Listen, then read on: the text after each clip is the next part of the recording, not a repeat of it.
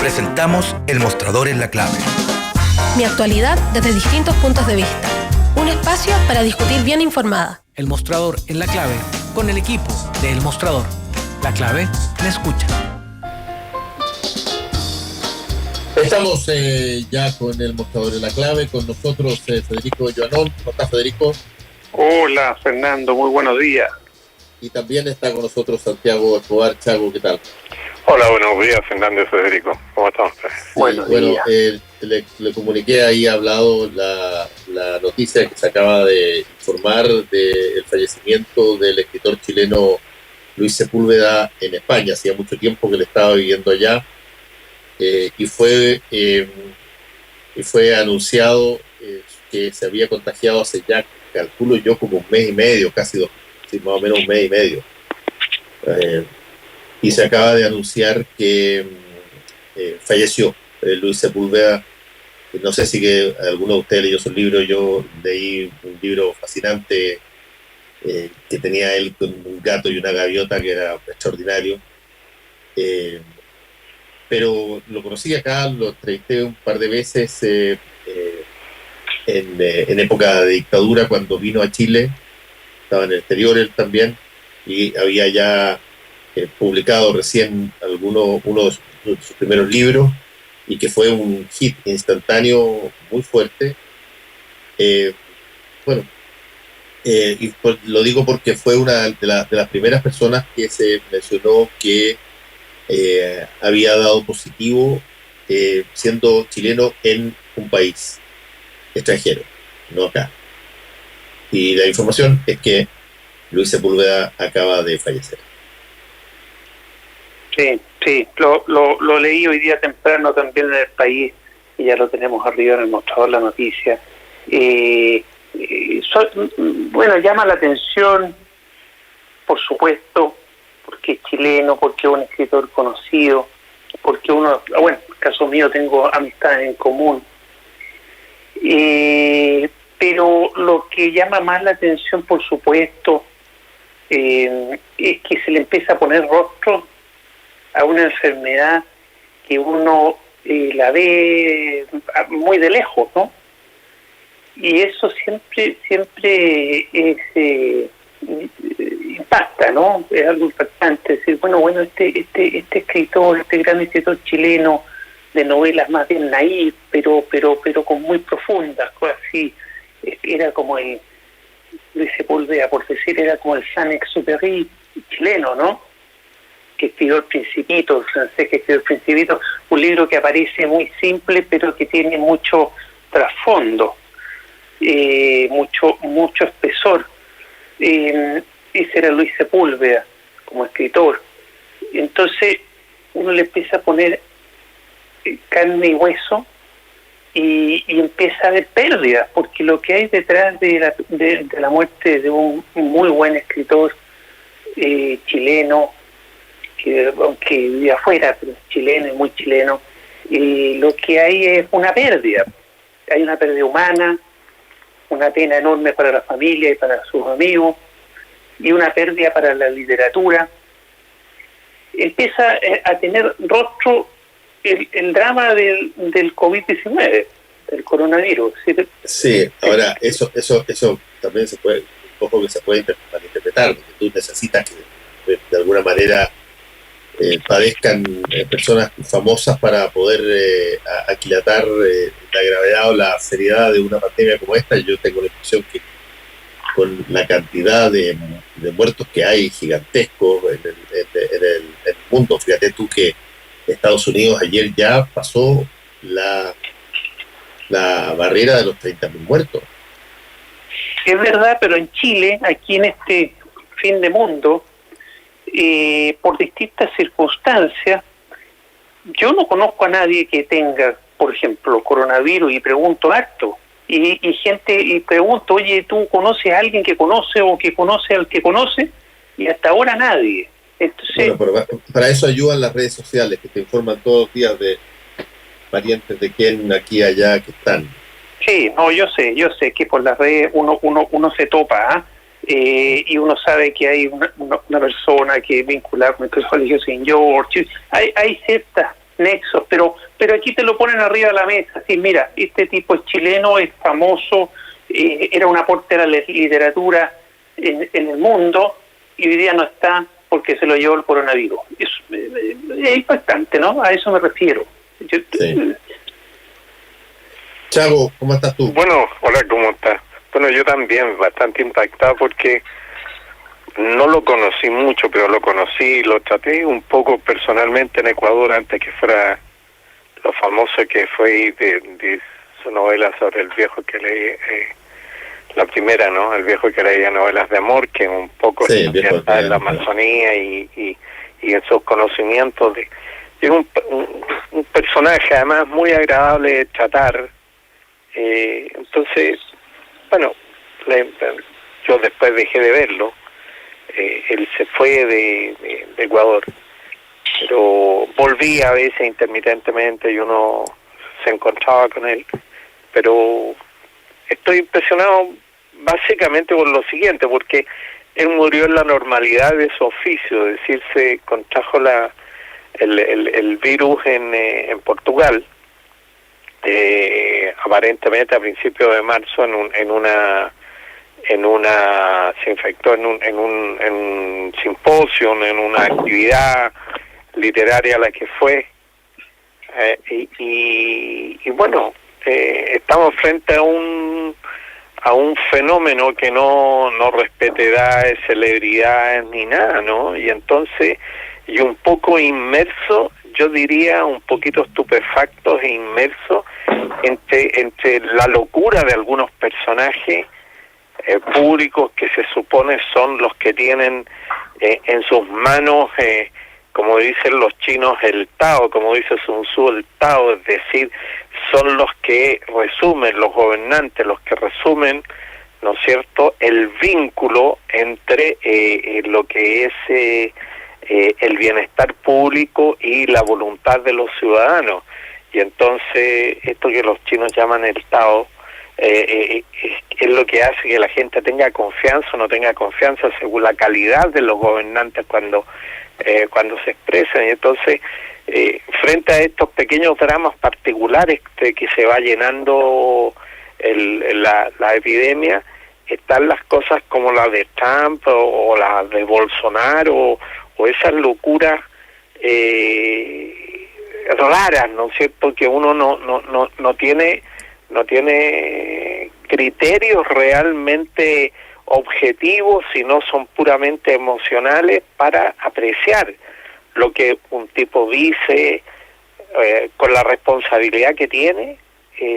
Apreciar eso es muy difícil. Entonces es bien contradictorio, es una cosa que te provoca un choque emocional raro. Muere una persona que tú conoces, aunque no sea cercana a ti, pero que tendría que seguir viviendo, y luego un gobernante, por ejemplo, se comporta como se comporta Trump, que realmente yo creo que tiró una bomba de tiempo sobre la mesa de la cooperación internacional en esta materia, ¿no? Sí, ahí podemos entrar quizá en alguna de las noticias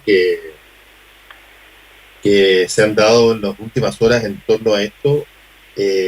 Yo tengo la impresión que, fíjate, Trump siempre ha hecho cosas así que son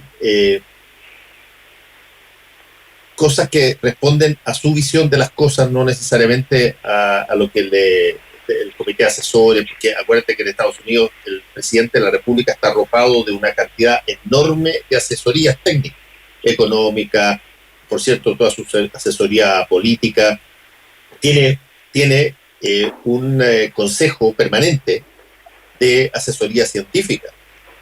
Tiene el mandatario de Estados Unidos no es alguien que pueda decir que no tiene distintos inputs, distintas formas de ponderar lo que son sus decisiones. Está lleno, como parte de la institucionalidad estadounidense, lleno de consejos asesores al presidente del país. Y cuando tú tienes a una persona que básicamente se escucha y se plantea las cosas de acuerdo a sus propios criterios único, incluyendo una cantidad enorme de despidos de gente que él mismo llevó y que en algún momento dado criticaron o cuestionaron alguna de sus medidas, tú te das cuenta que aquí hay una situación que es extraordinariamente compleja, porque no solamente es la economía más poderosa del país, sino que además, históricamente, Estados Unidos, en todas las situaciones que implicaban necesidad de cooperación internacional, estaba y se miraba a Estados Unidos rápidamente porque era uno de los primeros que salía a participar. Y ahora el flujo es al revés, es el que primero se retira de situaciones desde el pacto de París hasta esta última retirada, que es la de aportar financiamiento a la Organización Mundial de la Salud, que ha causado una gran controversia, pero esa es la realidad que se está viviendo hoy en tiempos de pandemia, porque coinciden con las realidades políticas que van a cohabitar con este coronavirus. Y creo que ahí va a haber, por lo menos en Estados Unidos, un grupo de personas que es, yo te diría, acólita en términos incondicionales de Trump, pero probablemente también va a perder buena parte de un apoyo que tenía, porque empezar a buscar culpables para tratar de minimizar su responsabilidad en la negación, en la dilación de las cosas y en una serie de medidas que se tomaron tardía o malamente, al final tú puedes esconder las cosas durante un ratito, pero no las puedes esconder durante todo el rato. Bueno, sí, yo creo que de alguna manera el mundo no va a ser, desde el punto de vista político, no va a ser lo mismo en consideración de responsabilidades, capacidad de decisión, administración de lo público. Va a haber un revival de debates sobre esto, porque de alguna manera está cambiando el esquema de los riesgos globales, ¿no es cierto? Si tú tomas, por ejemplo, solamente en América Latina, te das cuenta que el principal gasto militar lo tiene Brasil. Debe tener alrededor de, no sé, cerca de los 40.000 millones de dólares anuales de gasto militar en mantención de tropas, renovación, etcétera, etcétera, ¿no? Y es uno de los países fuertes en el mundo, además de estar entre el lugar 10, 12, 13, por ahí. Y tú te das cuenta que ese gasto enorme no te sirve para cubrir la seguridad de tu país. No te sirve. O sea, te sirve a media. Es relativo a, es un coayudante de, pero todo viene indicando que la forma como se articula el mundo y se articulan los poderes obliga a una forma cooperativa y a decisiones colectivas frente al gobierno de los riesgos del planeta. Eso es así. Y entonces, en el caso específico de Estados Unidos, que ha vivido de su despliegue de poder, sobre todo en la segunda mitad del siglo XX, y ahora eso llama la atención, porque Estados Unidos iba al mundo no solamente con actitud agresiva, sino que iba también con la convicción, luego que se venció el aislacionismo norteamericano, iba con la convicción de que tenía un deber de orden mundial, tenía un papel que jugar, etcétera. Bueno, todo eso de la noche a la mañana desaparece. Y al contrario, el orden mundial que ellos ayudaron a crear alguna vez se transforma, el orden multilateral, por ejemplo, se transforma en el gran responsable de que las cosas, en una especie de conspiración, y eso dependiendo exclusivamente, porque lo que tú señalas sobre la asesoría es muy importante, que tiene el presidente de los Estados Unidos por la decisión de un solo hombre. Es decir, no hay mecanismos institucionales de control de estas decisiones que parecen locuras, ¿no es cierto?, pero que podrían terminar incluso en actitudes genocidas respecto de su propio país por irresponsabilidad en materia de riesgo sanitario. Federico. Sí, bueno, yo creo que lo que dice Chaco es completamente cierto. El mundo en su política internacional y en general en todas las dimensiones y facetas y aspectos, el mundo no va a ser el mismo después del coronavirus. En política internacional van a convivir distintas tensiones, se van a poner se van a enfrentar distintas percepciones. El ámbito de lo cooperativo, ¿cierto?, que tiene que ver con la globalización, con el colaborarse, asociarse para finalidades, por ejemplo, enfrentar el coronavirus. Esa obviamente existe, pero está debilitada por mandatarios como Trump, que no creen en eso, no les gusta eso, y están más bien en las antípodas, es decir, el cerrar, el arreglárselas solo, el antiglobalización. Eso llegó para quedarse. Ahora, por cierto, que si Trump pierde la elección y gana Biden, que es de la línea opuesta, que es más bien un heredero de lo que fue Obama, quizás sin el encanto de Obama, pero más que mal fue su vicepresidente por los 8 años, ¿no? Por supuesto, va a ser un aliado para el mundo más asociativo, más cooperativo, pero ya no va a ser lo mismo. Las fuerzas contrarias a la cooperación, a la asociatividad, van a estar operando y muy vivas, aliadas con distintas facetas, incluso los nacionalismos, y ese mundo ya llegó para quedarse. Ya no está el mundo en la época de la globalización campante, con Estados Unidos liderando los organismos multilaterales. No, eso ya quedó en el pasado. Este es un mundo distinto que vamos a tratar hay que tratar de vivirlo lo mejor posible y de moldearlo lo mejor posible hacia un mundo mejor para todos, pero no va a ser fácil. Trump aparece como una figura media payasesca, ¿cierto? Pero te está retratando algo que está ahí y que existe. Y quizás pierda el poder en la elección, sí, pero su legado como mirada del mundo, mirada egoísta del mundo, por decirlo de alguna forma, o hacia adentro, va a estar ahí en distintos otros actores también. Mira, yo creo que hay un tema político que no se ha tratado, ¿no? Pero las presidencias democráticas de repente están mostrando rasgos absolutistas que eran propios de las monarquías, ¿no es cierto? Esos presidentes absolutos, o sea, que le imponen o desarrollan criterios que van más allá del concepto colectivo que tiene el gobierno en democracia en Occidente, al menos.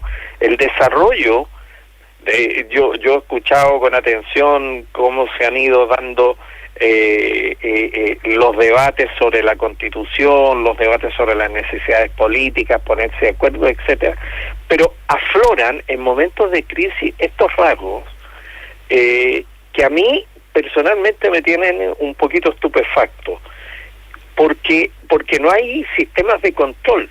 Yo de verdad creo que no hay sistema de control y se pierde el norte de elementos centrales de cooperación y de decisiones colectivas, incluso al interior de los países.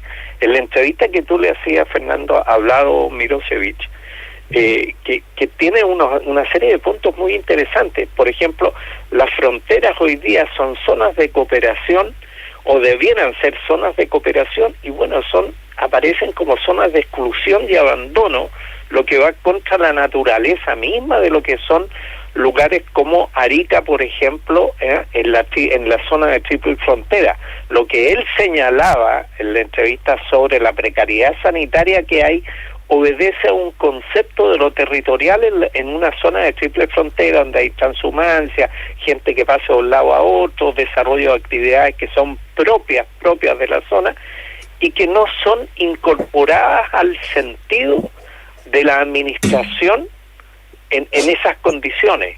Y eso está pasando en todo el mundo y eso es un atraso, o sea, porque el mundo evoluciona hacia formas colectivas y cooperativas en la administración de ciertas cosas. Esta es una de ellas. Los virus no conocen fronteras. Entonces los aspectos sanitarios mundiales son uno de esos y son uno de los principales riesgos de seguridad humana al interior de los países hoy día, que ha demostrado, toca a todo el mundo, ¿no es cierto?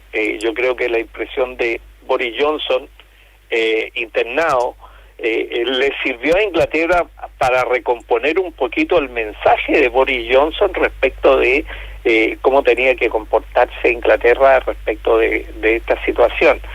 Pero bueno, no todos tienen la sutileza inglesa y entonces estamos frente a la brutalidad de decisiones como las de Bolsonaro, las declaraciones de Trump, ¿no?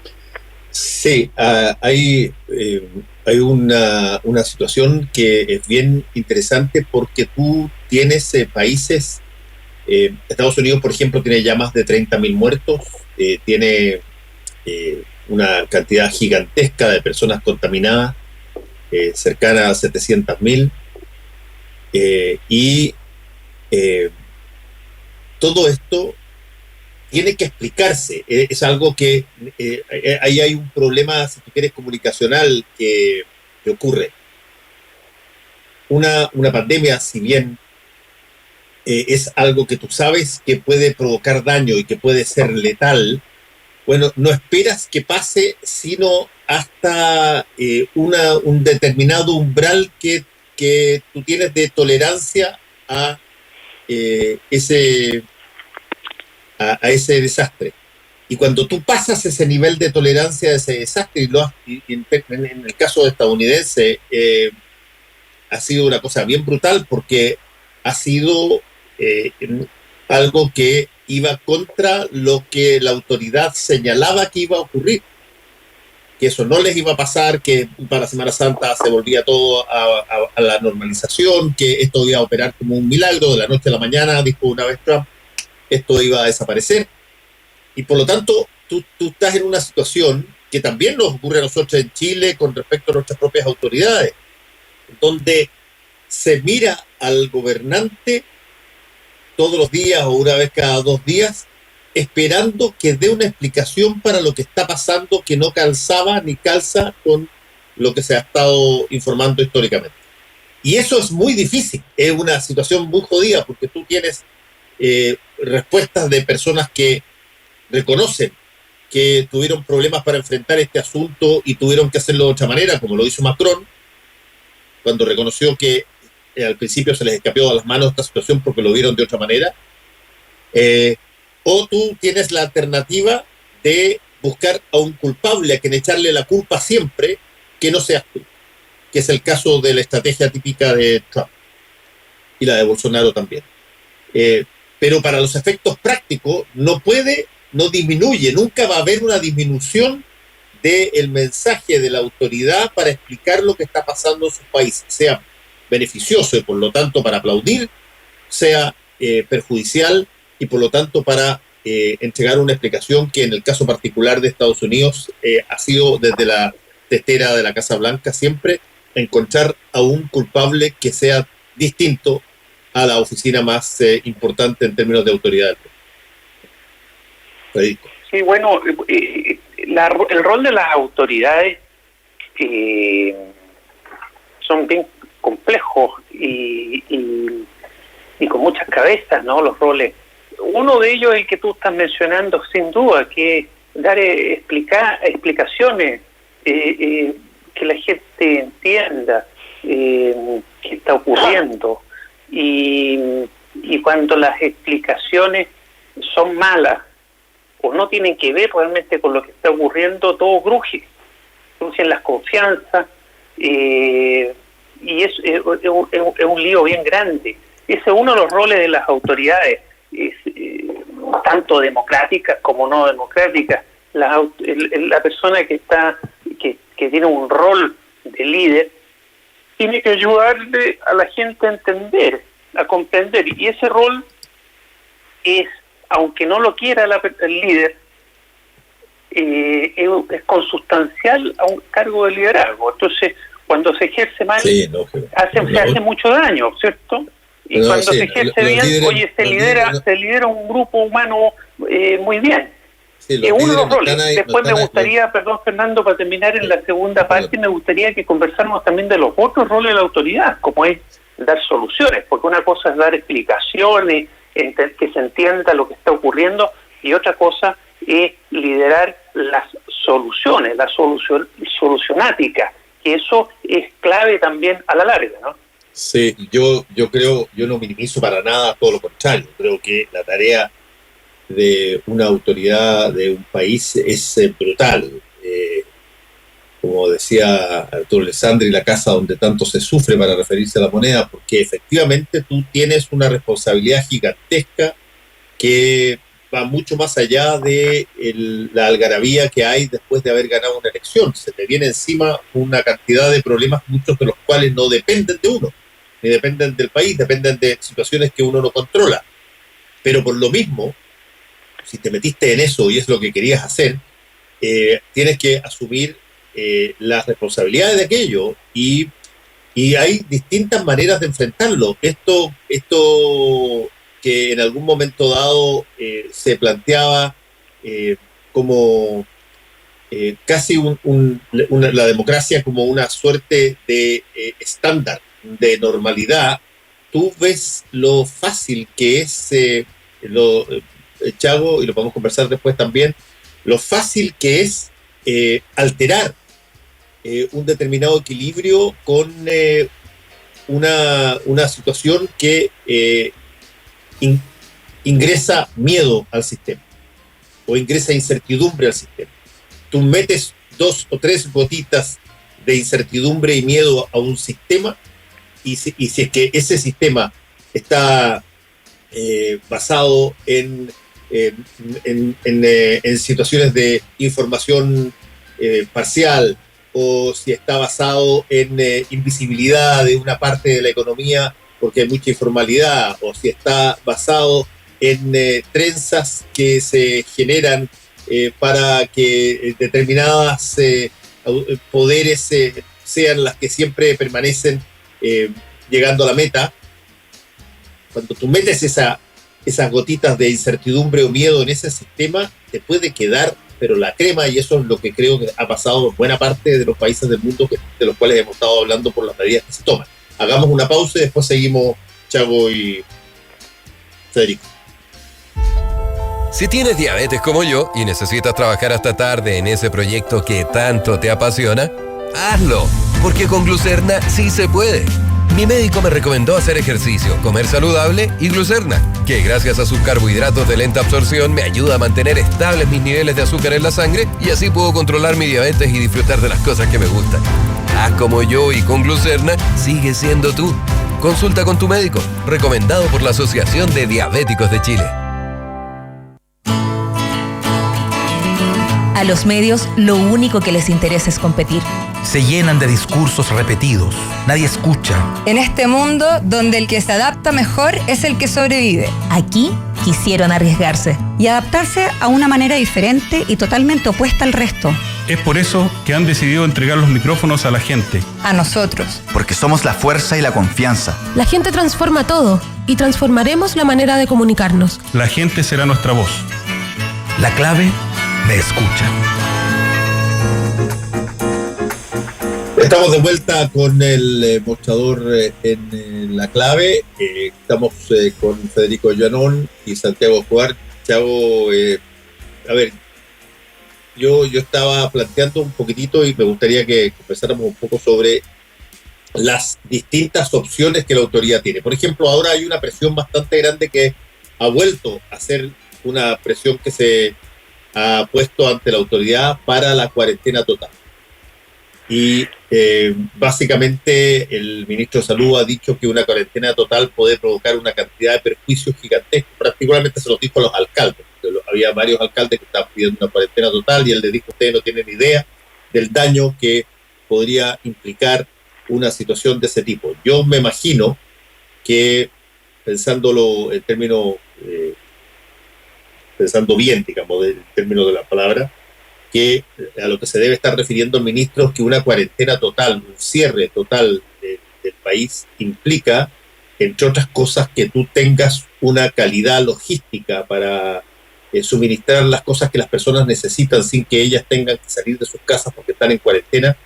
Que Chile, por mucho que nos adulemos nosotros mismos muy seguido y nos jactemos de ser un oasis o lo que sea, está lejos de poder, así lo entiendo que trató de decir el ministro, está lejos de poder satisfacer la demanda logística que exigiría una situación de cuarentena total. ¿Cómo lo ven ustedes, Federico? Bueno, mira, yo totalmente de acuerdo contigo, estamos muy lejos de poder satisfacer una situación de esa naturaleza. Ahora, lo que plantea Federico es la Biblia en el sentido del ejercicio del poder, es decir, tú en situaciones de normalidad o situaciones de catástrofe, se le exige a los gobernantes que tomen decisiones y que solucionen problemas, y que lo hagan con sentido de lo público, es decir, del bienestar general y no de la defensa de intereses particulares. Entonces, que esto ocurra así, como beneficio de lo público, en medio de una catástrofe como la que estamos viviendo, implica un sustrato de confianza de lo que el país en muchos aspectos carece, no solamente respecto a este gobierno, hay que decirlo. La ecología cultural, cívica del país indica que no le creemos nada a nadie, o sea, tenemos el 15% que da del índice de confianza del país, se manifiesta en todo y se manifiesta incluso mucho más en estos momentos en que estamos apremiados por esas gotitas de miedo que señalaba tú, Fernando, que son las que nos alimentan el día y la tensión diaria. Eso por una parte, pero por otra parte, además, yo diría que uno de los elementos centrales de situaciones como las que estamos viviendo para tomar soluciones de cuarentenas y todo lo demás que son coadyuvantes, pero que traen arrastrada una serie de efectos, sobre todo en los ingresos, el bienestar de las personas, la seguridad, ¿no es cierto?, del quehacer diario mientras están confinadas, y todo el resto, y además las perspectivas de la economía, yo diría que no hay ninguna condición para hacerlo, y hay que decirlo claramente. Y desde ese punto de vista, entonces, no me parece mal, ¿no es cierto?, este tanteo de las autoridades de ir haciendo confinamientos parciales, porque es un tanteo para enlentecer la llegada de la gran demanda, y en una de esas le achuntamos, ¿no es cierto?, a los índices de infectados, porque se está haciendo en los lugares de cierta manera masiva, pero hay un gran hoyo de información. Federico lo ha mencionado muchas veces en varias otras partes, no solamente aquí, sobre la información, la necesidad de contar con información. Los alcaldes lo mencionan a cada rato, dicen no tenemos información, y entonces hay un tema de fondo, es decir, una de las cosas que salen de esta crisis, además de los problemas sanitarios que enfrenta el país, es que se está desarrollando una cantidad de información que nadie sabe dónde va a parar, sobre la población, sobre sus hábitos, sobre las cosas que quedan. Hoy día el país, con este ralentamiento, este enlentecimiento de su funcionamiento, lo que entrega es una gran oportunidad de recoger información.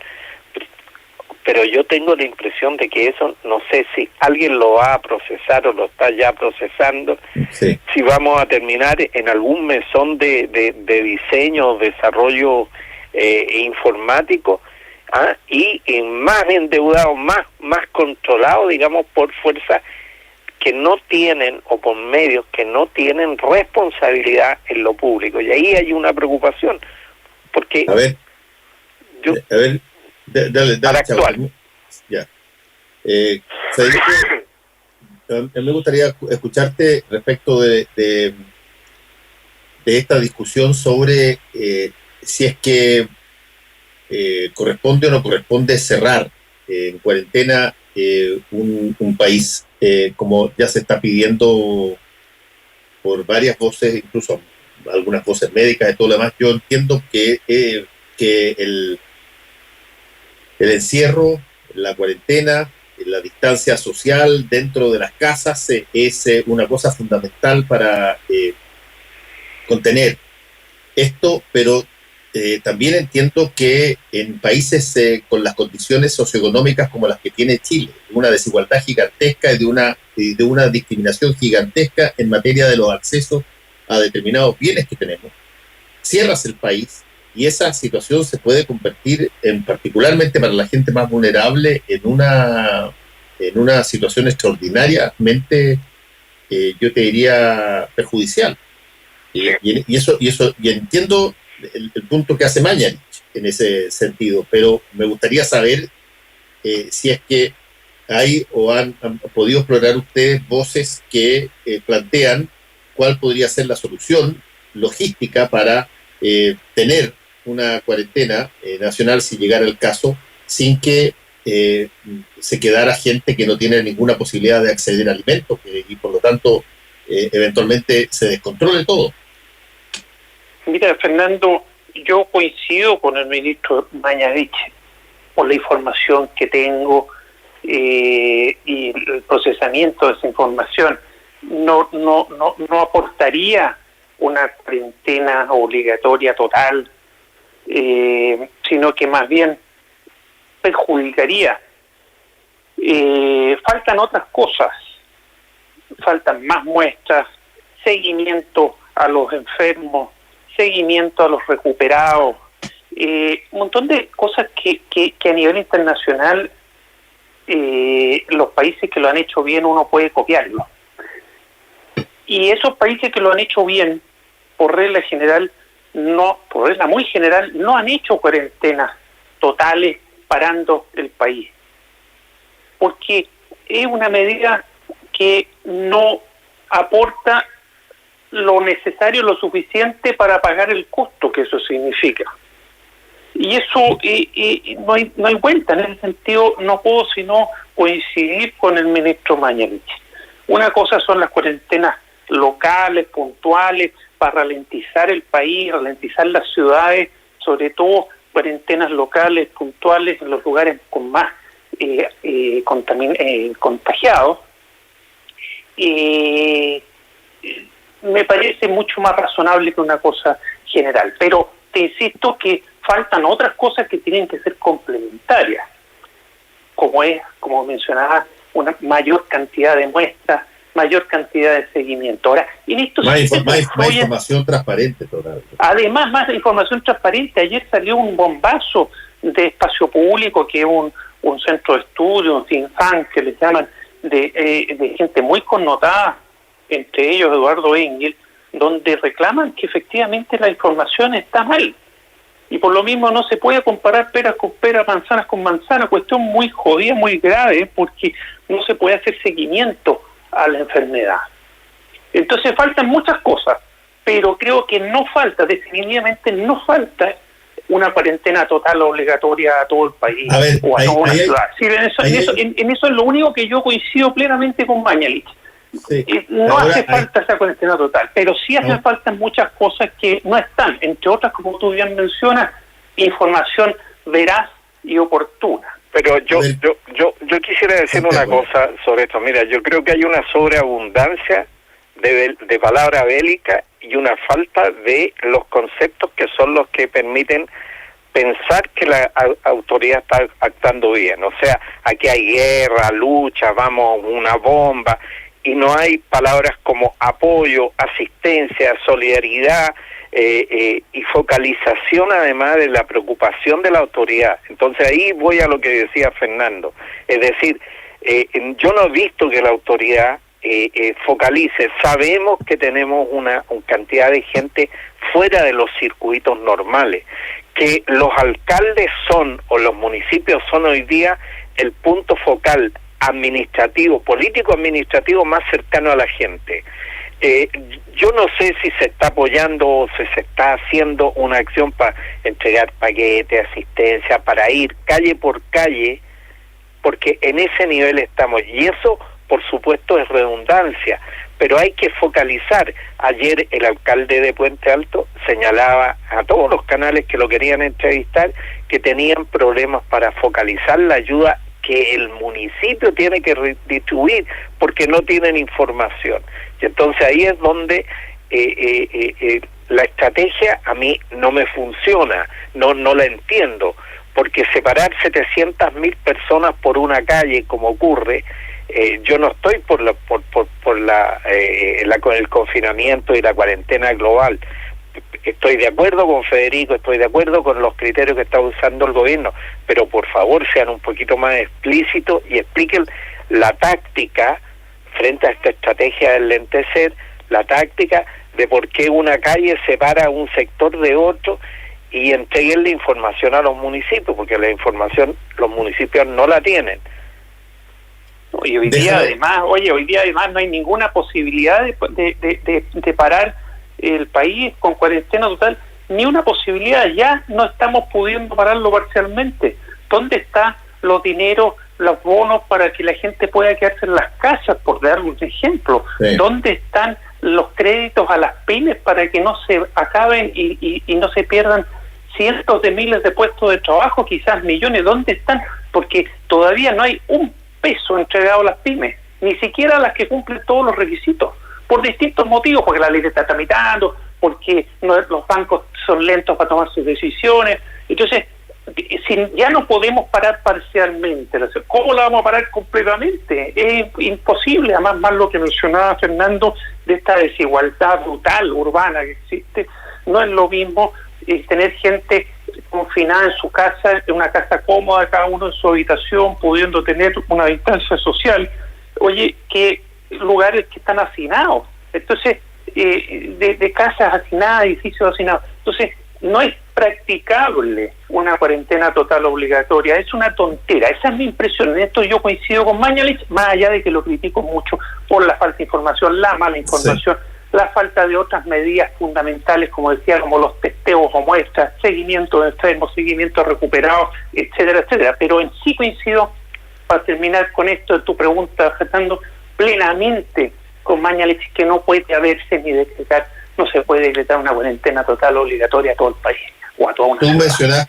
Tú mencionaste, Federico, esta noticia que ustedes traen desplegada hoy día en el mostrador de lo que el Centro de Estudios Espacio Público publicó, y que básicamente lo que plantea es que hay una discrepancia en las cifras que se han entregado respecto del estado de la pandemia en Chile, donde se cuestionaron algunas cifras que tenían que ver, porque ellos se comparan dos tipos de información, una información que proviene de un informe epidemiológico y los informes o reportes diarios que se entregan al respecto.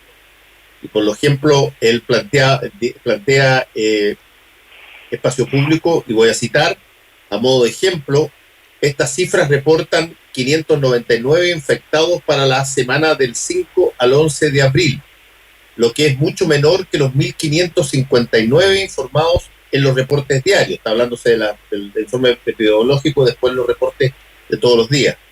Y repite, y si continúa, lo que sucede es que la cifra de 599 infectados que sintieron los primeros síntomas entre el 5 y el 11 de abril va a subir la próxima semana cuando nuevos infectados informen haber sentido los primeros síntomas esa semana.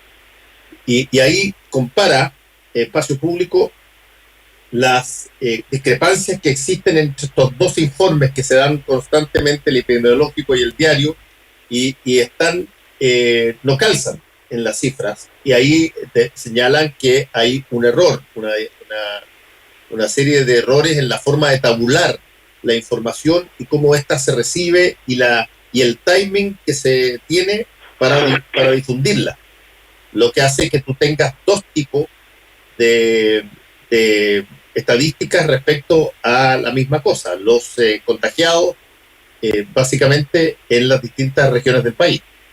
Sí. Lo que pasa es que bueno, eso es lo que está pidiendo una parte significativa de la ciudadanía y de los expertos, es que haya más información, más y mejor información, porque esto se está manejando, tal como decía el Chavo, con un idioma bélico, como si estuviéramos en una guerra. Y en las guerras, efectivamente, la primera víctima es la información. Eso es así, porque hay que engañar, hay que confundir al enemigo, hay que dar información, errónea para que el otro se confunda. En fin, es parte de una estrategia de una guerra confundir al enemigo, y eso significa que la información es una víctima. No hay información veraz ni oportuna, ni para los ciudadanos ni para los enemigos, porque es parte. Aquí no es así. Aquí no tenemos al frente un enemigo pensando que va a ser contra nosotros, y por lo mismo que hay que confundir. Aquí tenemos una peste, una epidemia de un virus que no está pensando qué hacer contra nosotros. Aquí tenemos por lo mismo un tema más bien colaborativo, asociativo, de enseñanza a la población de cómo hacerlo, de liderazgo, y para eso hace falta información veraz y oportuna, convencer a la gente que es necesario cuidarse para cuidar al resto. En fin, es decir, hay que ir un tema de conceptual muy arriba, de qué es lo que es esto, qué estamos combatiendo, para usar el mismo lenguaje que le gusta tanto a la autoridad en Chile, como si fuera un combate, una guerra. ¿Qué estamos combatiendo? No estamos combatiendo un enemigo externo, ni hay un enemigo interno, hay un virus, y por lo mismo a la población hay que informarla bien, para que pueda reaccionar bien, para que podamos estar todos juntos empujando para el mismo lado. Eso a nivel conceptual. Y a nivel conceptual también, aquí hay una pugna, y con esto termina una pugna que es más vieja que el hilo negro. Cuando hay líos, cuando hay problemas, la gente está en ocasiones dispuesta a ceder parte de sus derechos y sus libertades. Aquí, a cambio de seguridad, sí. Exactamente. Y aquí, efectivamente, y hay una pugna entre cómo combatir, a seguir con ese idioma bélico, un virus eficazmente. Uno está dispuesto a que la autoridad le cercene, le quite parte de su libertad, sí, pero no completa. Pero no completa, y por un tiempo, y con ciertas limitaciones, y sobre todo con mucha información, porque esto no hay una guerra externa, insisto, no hay una cosa, brujerías de por medio, esto es un tema sanitario. Pero mira, yo de verdad creo que uno de los problemas básicos es el conocimiento del problema. Y no hay conocimiento del problema porque no existe, porque es una pandemia nueva que se extiende a una velocidad enorme, los contagios y la sintomatología es además dispersa. Entonces, lo único que podemos hacer es dos cosas, o actuar sobre los ya contagiados, entonces tratando de que donde se produce el caso ir y aislar y tomar la decisión de erradicar en un radio amplio o controlar en un radio amplio, o al revés, ¿no es cierto?, apostar a que le estamos apuntando bien con un método que es también más viejo que el hilo negro, que es redundar, es decir, el volumen versus la incertidumbre. Eso es lo que se hace. Entonces, lavar calle, fumigar, lo que hacían en los aviones para combatir la mosca. Mira, la mosca de la fruta, sí. Uno llegaba en los aviones y los tipos, el personal de cabina en el avión no le preguntaba a nadie si era asmático, nada. Llegaban con un aerosol y fumigaban toda la cabina del avión, y sin preguntarle a alguien si estaba enfermo de los bronquios, si era asmático, si le podía dañar lo que le estaban echando por las narices. Bueno, eso es multiplicado por 100.000 o 1.000.000 en términos de prevenir. Eso es prevención y es al montón. En este caso del coronavirus es al montón, entonces alcohol al montón, mascarillas al montón, sanitización de sectores, usos públicos, etcétera, porque es la manera, y luego vienen todas las otras medidas. Y entonces yo tengo la impresión de que la información es mala porque no sabemos, y lo único, la más directa, digamos, la que mejor nos puede dar una noción de lo que está pasando es la cantidad de nuevos infectados. Yo la única que miro todos los días y trato de ver si se aplana o no se aplana. Claro que esa información depende de la cantidad de controles que se hace, la cantidad de test, etcétera. Y sí, claro, tiene variaciones y depende de qué tanto tiempo atrás fue tomada, en fin, una cantidad bastante sí, usted dice que no estamos en guerra. Yo me había comprado esto como que estábamos ante un enemigo implacable y poderoso que no respeta a nada ni nadie. Lo he escuchado tanto que de repente uno piensa, no será cierto. Uno se siente como que tiende a sentirse en guerra, y aquí no estamos en guerra. Estamos enfrentando un virus, y el virus no está pensando en perjudicarnos. El virus es un virus nomás. No hay que engañar al virus. Oye, al enemigo hay que engañarlo. No hay ideología. No. Claro, no tiene ideología. Bueno, pero fíjate que ahí pusieron un tema bien interesante, nos quedan 7 minutos, pero que interesante porque al final el virus exactamente no es ideológico. El virus hace lo que todo virus hace, y que lo que todo ser vivo de hecho está combinado a hacer, que es tratar de reproducirse lo más posible. Sin embargo, si bien el virus no es ideológico, la manera en que se aborda el enfrentamiento con el virus sí es ideológico. Exacto. En algunos casos. Es muy ideológico. Ese es el problema. Tú, por ejemplo, cuando tú le dices a tu pueblo, como presidente, que tu país está dotado de una genética especial, porque nosotros salimos de todas las cosas y podemos tomar el agua con caca y no nos pasa nada, por lo tanto abrácense, salgan, hagan las cuestioncitas, como lo hizo Bolsonaro. Esa es una mirada ideológica respecto de tu país, y que terminó siendo el país que hoy día en América Latina es el que tiene la mayor cantidad de contagiados muertos. Cuando lo mismo que pasa con Trump en sus primeras manifestaciones, cuando él pondera mucho más los riesgos de tomar medidas inmediatas a la economía más que a las personas, y empieza a dar todo tipo de señales de que esto va a ser pasajero o que es un invento y que no hay que dejar de activar de detener la acción económica, y que hay que salir y que olvídense en sus primeros días. Esa es una mirada ideológica. El virus no la tiene, pero las personas, los seres humanos, sí la tenemos. Bueno, Fernando, ese es un tema muy de fondo en términos de los gobernantes, sobre todo porque la atención profesional es un tema moderno de lo que es el comportamiento laboral de los individuos, la atención profesional que viven en el ejercicio de sus tareas. Bueno, la atención profesional del gobernante es muy grande, entonces nosotros lo hemos visto en películas sobre el botón rojo, y en fin, qué sé yo, y la capacidad de aguantar una presión y de tomar una decisión lo más racional posible.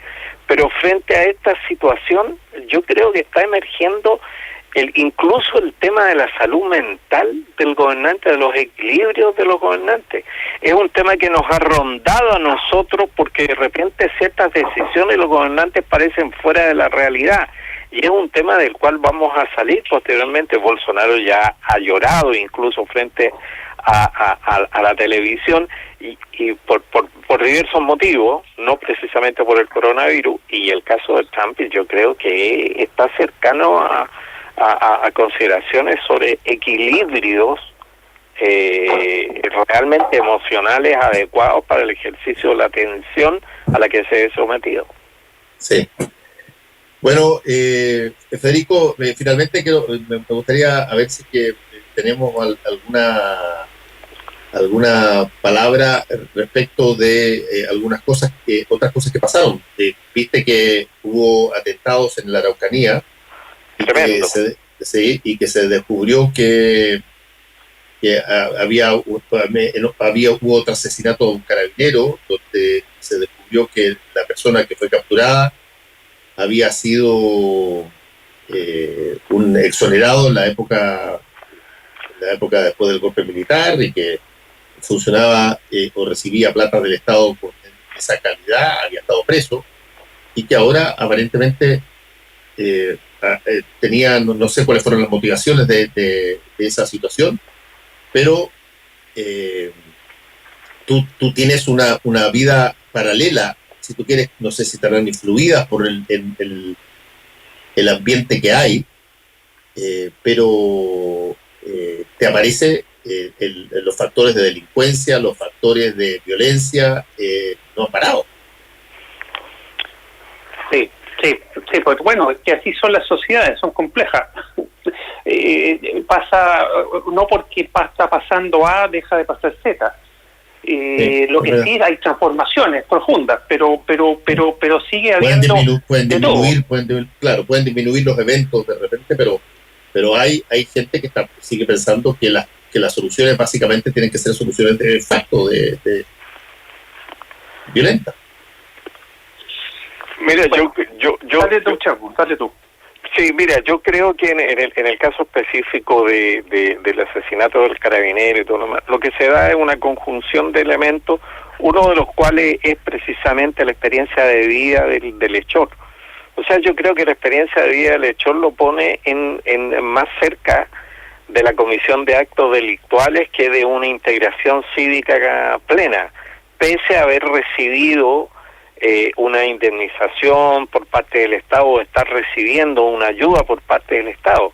O sea, él tiene una experiencia de vida que lo lleva de alguna manera a reaccionar o a tener inclinaciones derechamente delictuales, digámoslo así. Mucha gente que se descuelga de los movimientos armados, por ejemplo, o de las resistencias armadas en situaciones de dictadura, termina colaborando con organizaciones criminales o termina involucrado en actos que son delitos comunes, ¿ya? Entonces, nada. Pero sí, acuérdate tú, Chavo, que hubo chilenos que, bueno, en su momento justificaron su accionar de violencia, incluso de secuestros acá, amparándose en el combate contra la dictadura, pero pero eso ya fueron a exportar los secuestros a Brasil. Eso no corre. Yo digo, eso no corre. Ahora ya no corrió en un momento, pero ya no corre. O sea, no existe ningún argumento que pueda decir, mira, no, lo que pasa es que a mí la dictadura. Nada, son delincuentes hechos y puros. Y en segundo lugar, sí, lo que me llama la atención y me preocupa el acto en la Araucanía y la camioneta y todas estas cosas, porque fíjate, ni en las condiciones de confinamiento más duro, o sea, de control social más duro, gente que no sale, en fin, qué sé yo, tú tienes todavía hechos que son producto de la falta de inteligencia policial, y tienes grupos actuando en el lugar donde el oficialismo obtuvo el mayor apoyo político electoral que tuvo en el país en las pasadas elecciones. Ojo que ahí todos los representantes políticos que se eligen son de derecha, y el accionar es asistémico. Es un temazo, digo yo, para lo que es la gobernabilidad del país. Gracias, Santiago Escobar. Gracias también a ti, Federico Llanón. Que tengan un buen día y cuídense. Muy buen día. Gracias. Buen día. Chao. Actualidad con ojo crítico. La información desde distintos puntos de vista. Fue El Mostrador en La Clave, con el equipo de El Mostrador. La Clave me escucha.